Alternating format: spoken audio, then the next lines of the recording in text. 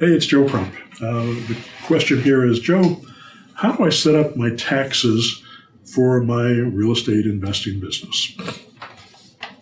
I'm not a CPA, so I can't give that kind of advice, but I can tell you what I do and how I've set up my own business and structured my own business. One of the things is you want to look at both taxes and asset protection. Those are the two things that you have to keep in mind when you're trying to structure your business. Your asset protection is really important because if you get sued, somebody hurts themselves on one of your properties and the liability insurance that you have on that property doesn't cover it. And I've never had that situation happen. I've never had anybody sue me because of getting hurt on my properties, knock on wood. But hopefully that'll never happen. But I always have sort of the fear in the back of my mind that if that did happen, maybe the insurance company would find a way to weasel out of making a payment. So if they did that, there's the potential that they could take that asset from me. And if they take that asset, they could take any asset that's in that particular LLC, that LLC that owns that property.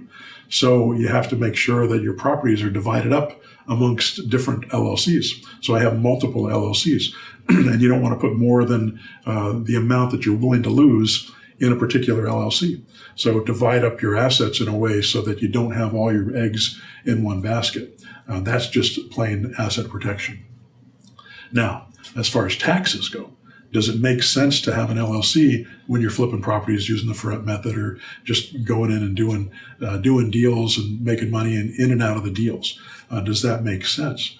And it may not at the beginning. If you're just getting started, my CPA told me that it probably doesn't help you with your taxes until you're making about $75,000 a year. It doesn't take that long to get to that point, but as soon as you make about $75,000 a year, then you can actually save money on your taxes by having an LLC for your properties.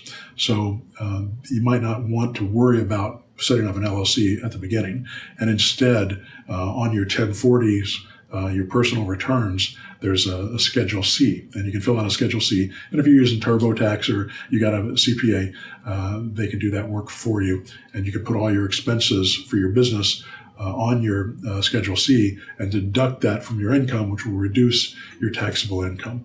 But the big problem with the Schedule C is that you're more likely to get audited. So they typically go after small businesses, self-employed people like that more often than they go after LLCs. The percentage is very small with LLCs. I've never been audited. None of my LLCs have ever been audited. Whereas when I was working as a Schedule C, I was audited twice. That was many years ago.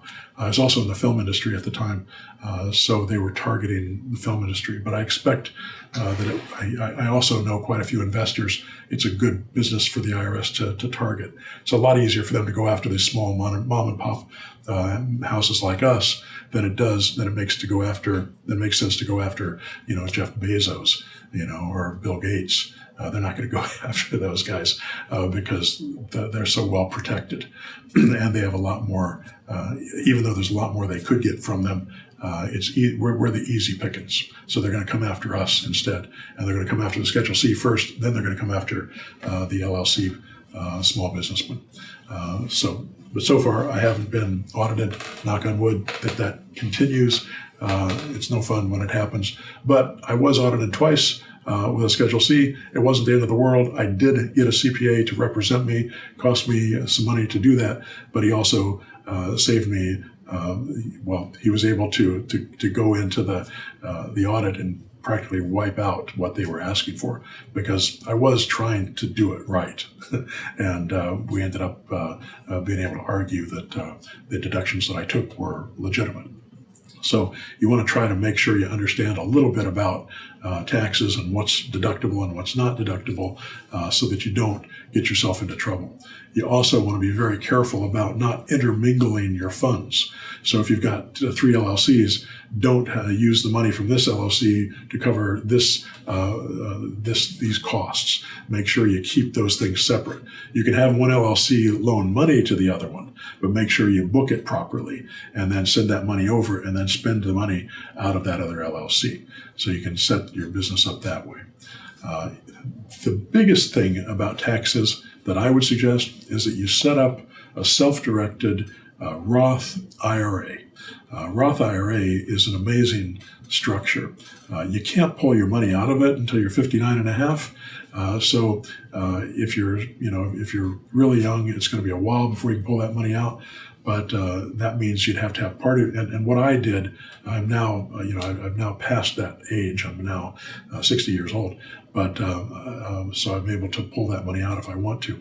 But what I did for years was we'd have outside investments outside the Roth and inside the Roth. So we'd have investments both ways, one that I can pull money against right now, and the other is money that I can't touch. And that saved that money for my retirement and helped me build that portfolio. And the beauty of the Roth is it's an after-tax IRA, which means that you have to pay taxes on any money that you put into the Roth before you put it in. So if I made $10,000, I could, and I was in a 40% tax bracket, I'd pay my $4,000 in taxes, and I'd invest the $6,000 that was left into the Roth. Now I can take that money that's in the Roth and I can invest it in real estate. So let's say I buy a property subject to, and I put $1,000 into that property to fix it up or put new carpet in it, and I keep that property. That property then can grow, and then maybe within a 10-year period, it's doubled in value. Now instead of $100,000, it's worth $200,000. I made $100,000 on that $1,000 investment that I put into my Roth. So even though I paid taxes on that money before I put into it, I made $100,000 in profit on that particular property, and I could do that 10 times if I had, or 6 times if I had $6,000 that I put into that Roth. And then of course all the money that keeps coming in as cash flow in those properties, you can reinvest and buy more properties using subject to, using land contracts, with non-recourse verbiage on your documents, and be able to buy those properties. So now that I'm able to pull the money out, now that I've reached 59 and a half, I'm able to pull that money out if I choose to. Haven't needed to because I built a good business outside of my Roth as well. But if I wanted to, I could pull that money out. And when I pull that money out, it's 100% tax-free. I don't have to pay any income tax on it. If you had a regular IRA that was a before tax IRA where you don't pay any tax on that $10,000 and you put it into the IRA that's a regular IRA, you could put the whole $10,000 in instead of only the $6,000 because it's before tax money. But when I finally retire and pull that money out, then I have to pay taxes on the income that I've got.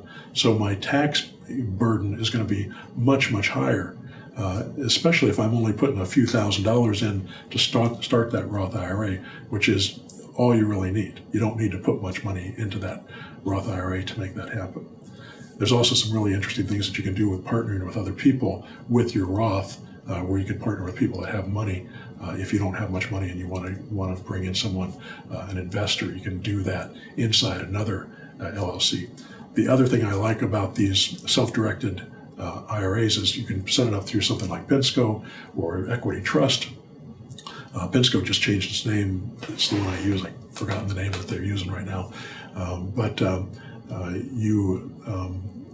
Once you set that up, you can then invest in an LLC that is outside of the Roth.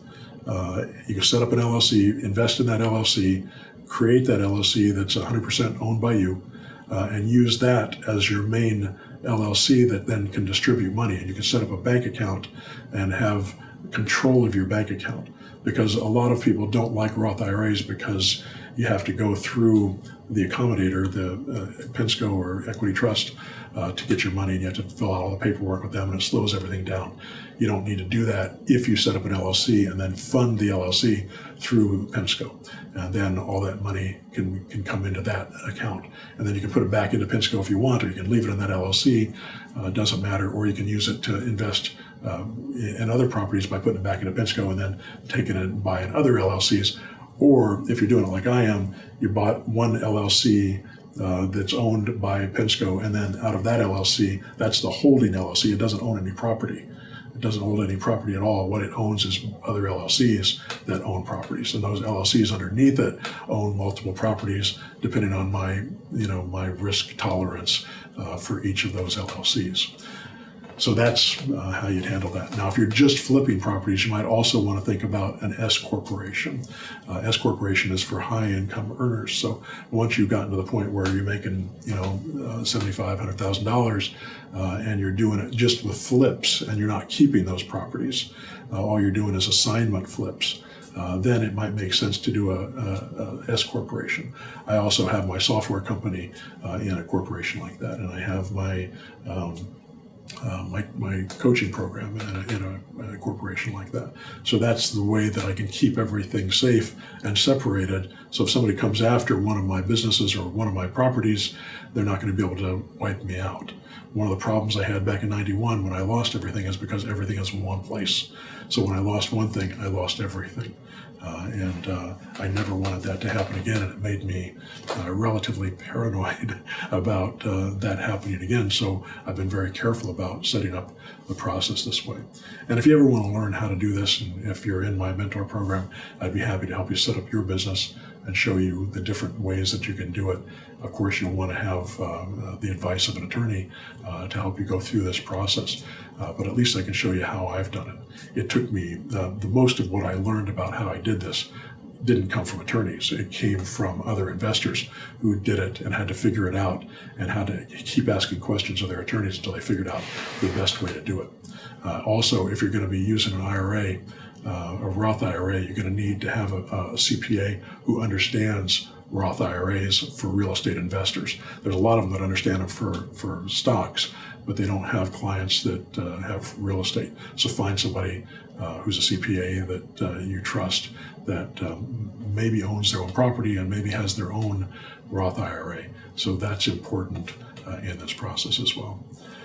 Lots of ins and outs to taxes, of course, basic tax law. You want to learn all that stuff. Again, I'm not a CPA, can't give that kind of legal advice, but at least you have a pretty good idea of the kind of thing that I do for my business. All right, subscribe to the video channel. Go to joecrumpblog.com and sign up for my free newsletter. I send out a lot of information that's free that you can't get anywhere else.